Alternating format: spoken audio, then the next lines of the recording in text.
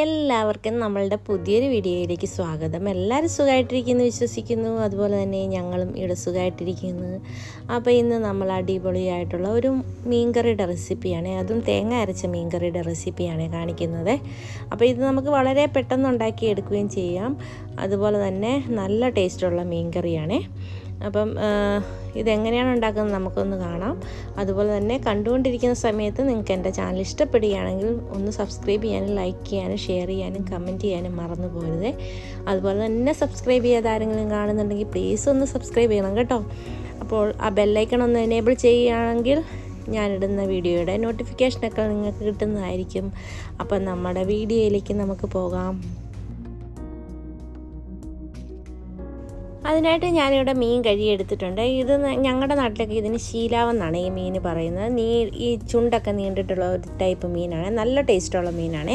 അപ്പോൾ ഞാനിത് 2 എണ്ണം വാങ്ങിയതാണ്. അത് ഞാനൊന്ന് കഴുകി വൃത്തിയാക്കി വെട്ടിയൊക്കെ എടുത്തിട്ടുണ്ട്. അതിലേക്ക് ഞാൻ എടുത്തിരിക്കുന്നത് ഒരു 5-6 കൊച്ചുള്ളി, അതുപോലെ ഒരു ചെറിയ കഷ്ണം ഇഞ്ചിയും 2-3 പച്ചമുളകുമാണ്. പിന്നെ 2 കുടംപുളി വെള്ളത്തിലിട്ട് വെച്ചിട്ടുണ്ട്.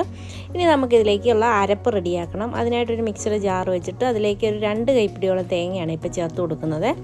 അതും കൂടെ ഇട്ട് കൊടുത്തതിന് ശേഷം ഇനി നമുക്ക് മുളക് പൊടി ചേർത്ത് കൊടുക്കാം. 3 ടീസ്പൂണോളം എരിവുള്ള മുളക് പൊടിയാണ് ചേർത്ത് കൊടുക്കുന്നത്. അതും കൂടെ ചേർത്ത് കൊടുത്തിട്ട് ഒരു 1/4 ടീസ്പൂണോളം മഞ്ഞൾപ്പൊടിയും കൂടെ നമുക്ക് ഇതിലേക്ക് ചേർത്ത് കൊടുക്കണം.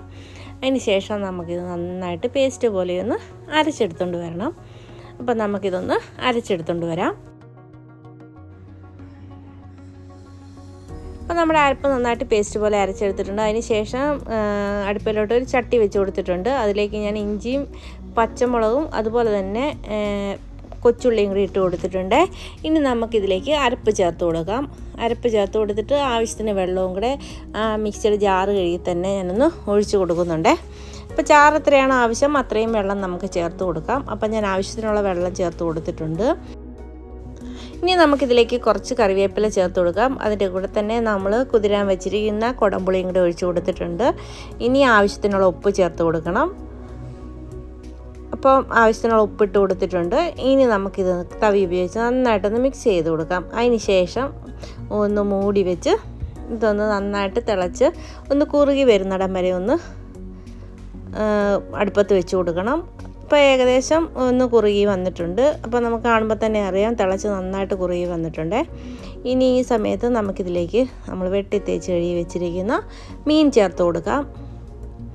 അപ്പോൾ മീൻ മൊത്തത്തോടെ അതിലേക്ക് ഇട്ട് കൊടുത്തതിന് ശേഷം നമുക്ക് തവി ഉപയോഗിച്ച് നന്നായിട്ടൊന്ന് മിക്സ് ചെയ്ത് കൊടുക്കണേ. അപ്പം ഈ മീൻ്റെ എല്ലാ ഭാഗത്തും അരപ്പുകളൊന്ന് പിടിക്കാൻ വേണ്ടിയിട്ടാണ് അങ്ങനെ ഒന്ന് ചെയ്ത് കൊടുക്കുന്നത്. അപ്പം ഞാനതൊന്ന് ഇളക്കി കൊടുക്കുവാണ്.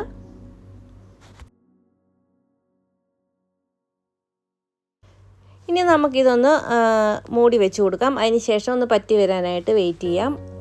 കുറച്ച് കഴിഞ്ഞപ്പോൾ ഞാനൊന്ന് തുറന്ന് നോക്കിയപ്പോൾ നമ്മുടെ കറിയൊക്കെ നന്നായിട്ട് തിളച്ച് വറ്റി വന്നിട്ടുണ്ട്. ഈ സമയത്ത് നമുക്ക് ഒന്ന് ചുറ്റിച്ച് കൊടുക്കാം. ചുറ്റിച്ച് കൊടുത്തതിന് ശേഷം ഉപ്പും പുളിയൊക്കെ ഒന്ന് നോക്കണം. കുറവുണ്ടെങ്കിൽ ഈ സമയത്ത് ചേർത്ത് കൊടുക്കണം. അപ്പം ഞാനെല്ലാം കറക്റ്റായിട്ട് ചേർത്ത് കൊടുത്തിട്ടുണ്ട്. അതിന് ശേഷം ഇനി നമ്മളിതിലേക്ക് പച്ചക്കറിവേപ്പിലയാണ് ചേർത്ത് കൊടുക്കുന്നത്.